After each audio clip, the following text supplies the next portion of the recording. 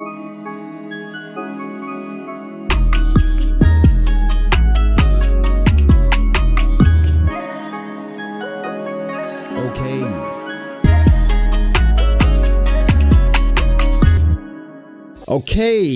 we are back. It is that time again. One Piece top 30. Well, the top 30 strongest One Piece characters 2020.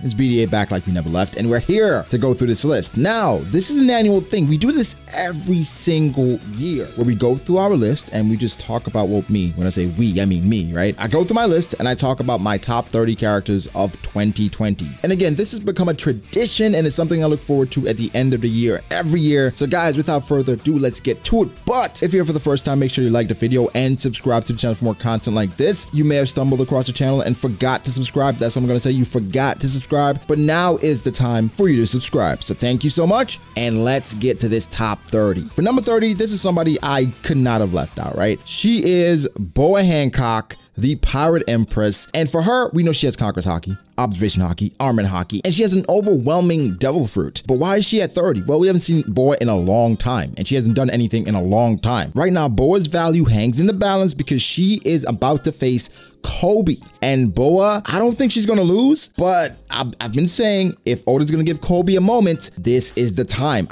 I know, Kobe's not as strong as Boa. However, we're not even sure how strong Kobe is. But for Boa, again, she has all the tools, right? She was a warlord and she has all the tools to be strong. Stampede was crazy. We remember that Stampede kick. That was overwhelming. We need more of that in the canon story. But for right now, I could not have left off the list. Boa is my number 30. Number 29, I almost had Weevil, but we haven't seen anything from Weevil in a long time. Maybe he'll make an appearance next year. Was this Prime Beard or White Beard before his Prime? It's hard to tell. So, gonna leave Weevil out, but I'm adding our boy, Vinsmoke Sanji. You damn right. Sanji has been disrespected over and over again by the fan base, or part of the fan base. We know who does it. And it's because of moments in the story where Sanji just doesn't have the best portrayal in regards to strength. The most blatant time is him fighting Virgo, where Virgo cracked his shin, and for Sanji, his legs are his pride and those got cracked, but that goes back to inconsistencies with Haki, etc. But Sanji has shown some amazing feats as well, where he was clashing with Daifuku, where he managed to kick Oven, and Oven didn't even realize what happened. It was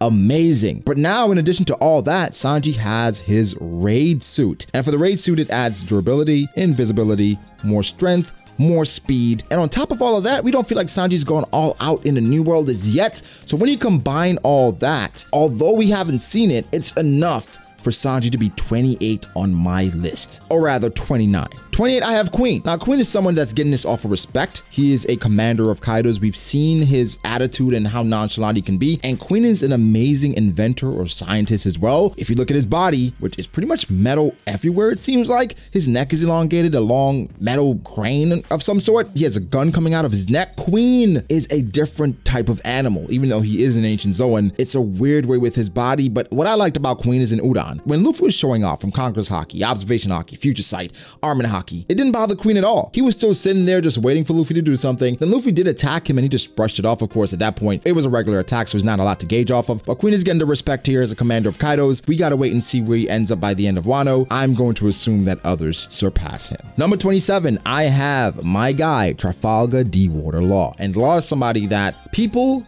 sometimes criticize because of the stamina issues, but for Law, the stamina issues aside, he has a busted Devil Fruit and he has a wide array of techniques. By Roanoa Zoro. Now, for Zoro, he just got a new sword, and we've seen just how overwhelming he can be even without Enma. Zoro has not gone all out in the New World, but that is also a reflection of his opponents. What he's done in Wano has been fine, from his showing against Hawkins, showing against Apu, showing against Killer, but we need to see a bit more. Again, I think Zoro will be one of the strongest characters in One Piece when it's all said and done. However, right now we just gotta see it. He hasn't used Ashura yet. Ashura with Enma, with this Ryo training, I don't have to tell you just how devastating Zoro will be by the end of Wano. I'm not even gonna say how strong he's gonna be. Just know he's gonna be a problem. Number 25, I have Don Quixote Doflamingo. And Dofi is somebody that I think people still underrate just based off of what he's shown. However, I understand it. Dofi got annihilated going against Gear 4th. But in addition to that, you can't deny just how impressive he was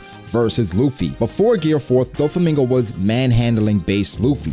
And we saw just the different techniques that he had in regards to overheat, parasite, fight, the bird cage, his heavenly string. Doflamingo can even create a clone. He can fly as well, and he has crazy strength, crazy agility. Gear 4th was just a crazy matchup for him. He couldn't overcome that. However, he did stall for 20 minutes. Luffy ran out of it, and Luffy had to get help from the entirety of Dressrosa. It seems like Doflamingo is a powerhouse. And so therefore, Doflamingo is easily my 25th person. Number 24, this may be a surprise, but I have Yamato. Now people are saying Yamato over Doflamingo. Give me a second, all right? Yamato, first off, I think the story is trying to tell us that she is a powerhouse. First off, the son of Kaido. Secondly, she was able to one-shot a number with a ranged attack. She also was fighting a young Ace back in the day on Onigashima. Now, people say, what does that even mean? Well, let me break it down for you. Ace back then, the same Ace, Rookie Ace, fought Jinbei to a standstill, and in the anime showed that Ace actually won. This Ace fought Yamato and told Yamato that she is strong enough to be a captain. And by the way, this was 2 years ago. It's 2 years later. Again, I think Yamato has gotten stronger, so therefore, shouldn't she be around the commanders? That's how I'm looking at it. So we may see some more if she joins the crew, but for right now, easily number 24. Number 23 is somebody that people may forget from time to time, but when you bring him up, you're like, oh, you're right, he is pretty strong. I have Magellan. Now, Magellan, you could argue him higher, but post-time skip, he's no longer the Warden of Impel Down. He's the Vice Warden because he got demoted because of everything that happened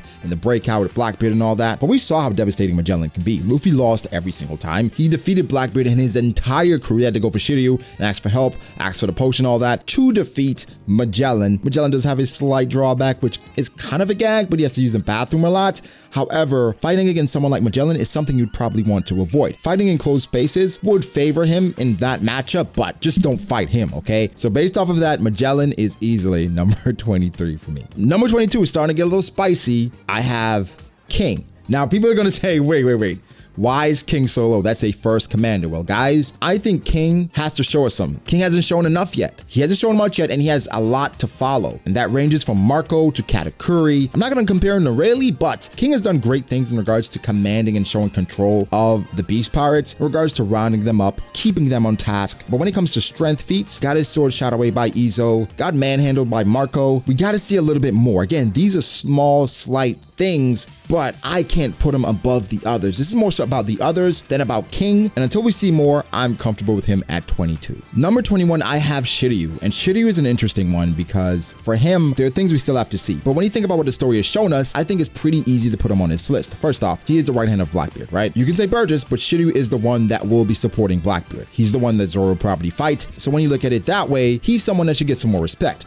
Also, Shiryu back then was equal to Magellan. They said they were equal in power, even though he was a bit scared of Magellan. Now he has a devil fruit. Now it's 2 years later. He has to get some more respect, right? The only reason why I'm apprehensive is when he was fighting Moria. He snuck up on Moria, but he didn't do any damage. But again, they were trying to bargain or talk to Moria in some way, so maybe he wasn't really trying that hard. However, off of that, he garnered some respect, so therefore, 21 for me. Number 20, I have Sengoku, and he's the first one out of the old man trio. What's the old man trio? Well, these guys, the three old guys, Garp, Sengoku, and Rayleigh. Three very strong combatants in their prime, but now they're older. Two are retired. How do you really scale them? For Sengoku, I scale him a bit lower because he's retired. He's truly out of action. And I think Oda, the change in his character design was to show us that there has been a change, right? His hair went from black to white, like white as snow. So Oda's telling us Sengoku isn't the same guy. The will just isn't there anymore to fight. The only confirmed marine user of Conqueror's Haki, but number 20 on my list. Number 19, I have Kid, and Kid is a young powerhouse. We just haven't seen a lot. We've heard a lot, we just haven't seen it. And Kid, that's kind of been the thing in Wano where he's saying he's going to do this, but then he doesn't do it, right? So Kid pre-time skip had a higher bounty than Luffy, but of course he was killing civilians. Post-time skip, he went into the New World before Luffy, was fighting against Yonko, lost his arm, went to Big Mom's territory, beat a commander, left there with whatever he needed, got ambushed by Kaido, was fighting Kaido with Killer, overcame that, was in Udon with Luffy, was somehow matching him in Udon, whereas he has one arm, but he was still matching Luffy, and I think that goes to his physical strength, and he has a busted Devil Fruit. Kid, again, one of the chosen people on the rooftop to fight Kaido. We have to wait and see, but I think based off portrayal, things he's done, and potential, number 19. Number 18, I have my guy Katakuri. I thought about putting him higher because I think some of these first commanders and how they've been looking, it does does give me some more confidence in Cat. However, the others have just shown a bit more, right? We know what Cat brings to the table, from Conqueror's Haki, a broken devil fruit, future sight, the lineage, the strength. He has it all. The only thing is that he lost to Luffy, right? He lost to Luffy in a battle of will, right? I think he lost his will to fight because he started to be fond of Luffy. And we can go deeper into the Katakuri fight versus Luffy, and it wasn't necessarily all about strength, because even something in a magazine that was published, it said, yeah, Katakuri was stronger than Luffy in every way, but Luffy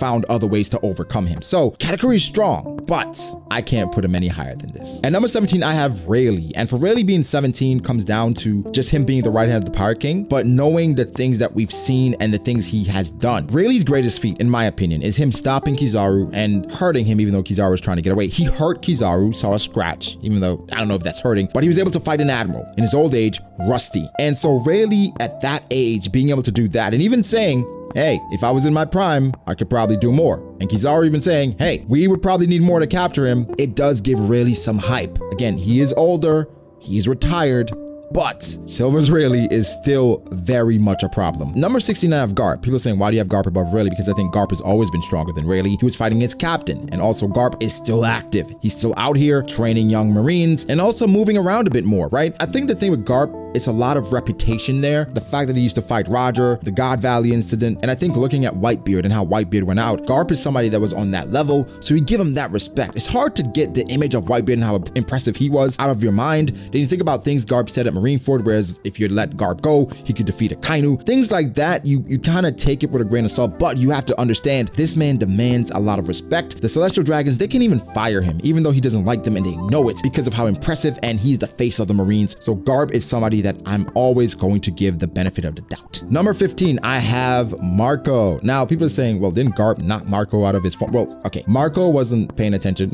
Observation Haki was off. But I think in this situation, Marco is showing just how busted he is. In the recent chapter, Marco had Queen and King by their necks. And Marco, if you look at his Devil Fruit, it is, honestly, it's broken, right? Haki should still be able to affect him, but Marco continuously regenerates. And someone brought up a point of Marco based on how he used that flame, his Pyre Apple flame, in the chapter to basically use your stamina to help heal you. What if Marco can project that upon his opponents, in which he can have them use more stamina than they would like to use? So therefore they get a slight bump in power or just stamina, but Marco continuously regenerating, they would run out of stamina a lot sooner than he would, because again, he continuously regenerates. So Marco, when you think about his fruit and how busted he could be and the things he's doing in Wano, sorry, Marco has to be up there. Number 14, we have Monkey D. Luffy. Now, Luffy saw in chapter 1000 what he did. He was able to land a blow, a very solid blow on Kaido. Rock Royal, no, Red Rock. And honestly, that blow was very devastating because Kaido had a look I've never seen before. It was one of, okay, confusion, but pain,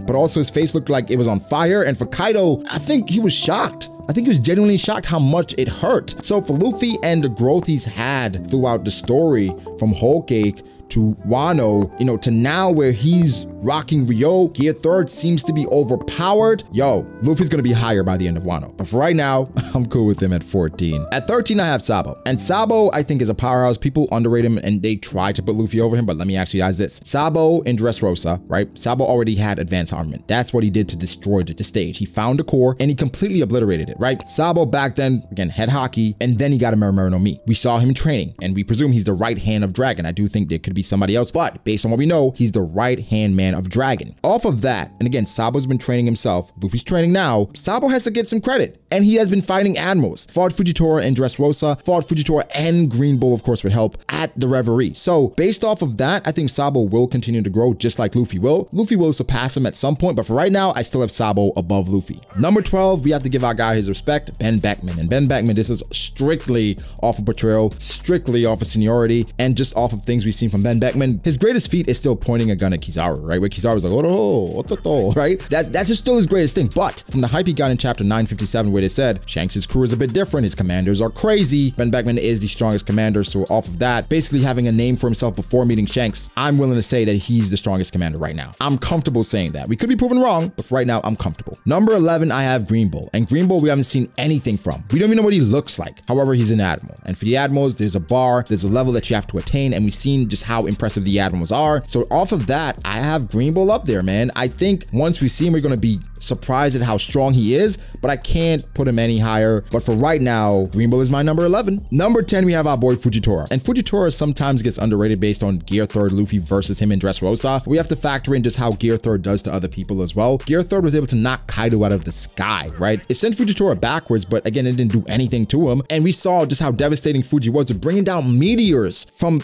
space, right? We don't know the extent of his gravity. He can remove gravity and add it. Bro, what else can Fujitora bring down? And he seemed to be fairly new with his fruit. Fujitora could even get stronger and better with this thing. He's devastating. And based off that, I have to put him there, right? Number 10. Number 9, I have Kizaru. And Kizaru is somebody that, honestly, truly, probably one of the more underrated characters because of his personality. And a lot of situations he's been in, it seems like he's trolling, but sometimes that could be a cop-out to try to justify things that happens to him. However, Kizaru is part of the original Admiral, right? The OG3 with Akainu and Aokiji. But for him and his laid-back personality and seemingly being the right hand of Akainu at this point, I can't put him any higher. I do think he has a devastating devil fruit. He could be overpowered, but his personality just doesn't allow it. However, he's top 10. So number 8, we have the world's strongest swordsman, Mihawk. And Mihawk, I always contemplate putting him higher. However, we need more context. With Mihawk and the people he's fought, I'm not disputing his title at all. Mihawk is definitively the world's strongest swordsman, but I think for him, he's been dormant for a long time. Again, the top 8, it is very close. It is not that much separation, but for Mihawk and compared to the others, I'm okay with putting him right here. Number 7, I have Kuzan. And Kuzan, I think people don't give him his credit because right now he's on a Blackbeard, but you know the situation behind that. He's just trying to use Blackbeard for some reason. But Aokiji is one of the few characters in the story that's fought another top tier for a significant amount of time.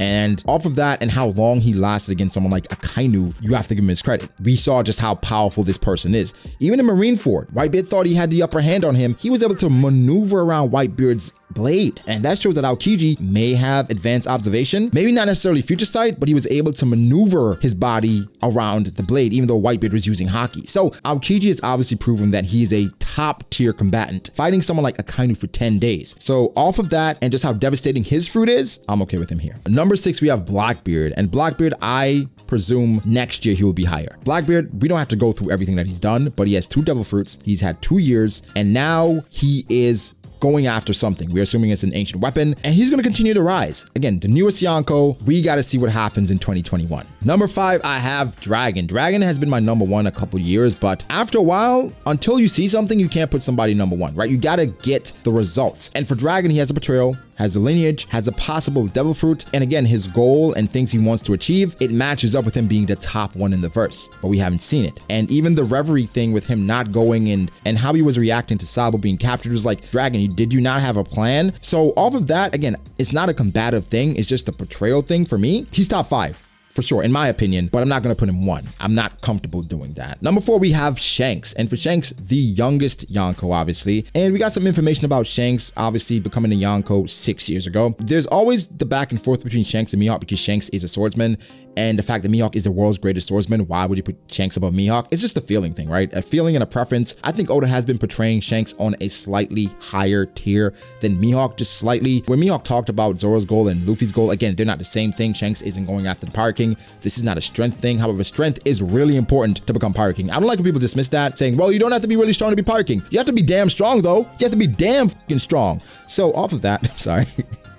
I think for Shanks, it's a feeling, right? It's no definitive proof of him being stronger than Mihawk. Again, they fought so long ago, right? And Shanks has lost his arm. Headcanon. He's found different ways to overcome that. That's why Mihawk doesn't respect him as much, because he's not a pure, true swordsman. And, you know, that's another argument in itself. I'm just okay with Shanks being at 4, all right? Number 3, we have the Magma Goat, Akainu. Akainu, some people may have him at 1. How I talk about Akainu, you would think I put him at 1, but no, I'm okay with the Magma Goat being here. The greatest feat in the series in which he was able to fight and beat a top tier. No other person in the story has done that. No other person. He was able to fight and beat someone in a top 10. No other person has done that. And based off of that, again, people talk about it showing at Marineford. That's Marineford. You can use it or you can't. It's just one of those things. Akainu is a devastating combatant. I believe the Viver card said he had the highest offensive power in regards to Devil Fruit. Oda came out and said if Akainu was a protagonist, he would find the One Piece in a year, meaning he would get the Poneglyphs on all the Yonko, basically be able to overcome the world government. There's a lot of wank behind Akainu, but I can't put him at 1. Number 2, I have Big Mom. And Big Mom, I thought about putting her at 1 because Big Mom, I think, is just as impressive as Kaido, but the portrayal sometimes with her getting ran over by Frankie, her amnesia, just how childlike she can be. It's devastating, but it can be a detriment. So based off of that and things she's done, we saw the strength. We saw the anime how they tried to do that, where Big Mom in the anime got the upper hand on Kaido, but of course Kaido wasn't paying attention, small things like that. But Big Mom, no scars, no injuries, everyone tries to go around her. Even Kaido, Big Mom pulled up to Wano and Kaido fought her for a day. Then Kaido said, you know what? Of course the warlord thing being abolished, that helped, right? Kaido said, you know what? Let me just ally with this woman because I'm probably not gonna beat her easily. So Big Mom is my number 2, man. And number 1, obviously we have Kaido. And Kaido, moment after moment, the story is hinting that Kaido's the strongest, and that's 1v1 individual strength, and that's what this list is about. I do think obviously the weakness with Odin and all these different things matter, but this current Kaido, I don't know who's beating him 1v1. I mean, bro, when we got introduced to Kaido, said 1v1 bet on Kaido, land, sea, or air. And now finding out about his devil fruit, in which he could actually be a combatant in the water, we don't know. Bro, I honestly couldn't put anyone above him. If I did, I think I'd be fraudulent. So based off of that, Kaido is my number 1. So guys, give me your thoughts. I will show some top 30s on the screen right now that we had in the community tab. There will be a top 30 stream this Friday at 10 p.m. That's when me and the guys are getting together and we're comparing our lists. So guys, don't miss it. This Friday, 10:30 p.m. we'll go over our list and it should be glorious. But give me your thoughts. I know people are going to disagree. So leave that below and just give me your reasons. Don't be disrespectful or rude. Just this is fun. This is meant to be fun. It's an annual thing. We're meant to have fun with this, okay? So just have fun with it. Post your list and let's have a good time. Make sure to like the video though. Subscribe to the channel for more content like this. Follow me on Twitter at BragoDAce. Follow me on Instagram at BragoD.Ace. Thank you to my patrons. I appreciate all you guys so much. Guys, top 30 time is here again. Friday, 10:30. All right? And I'll catch you guys in the next one. Peace.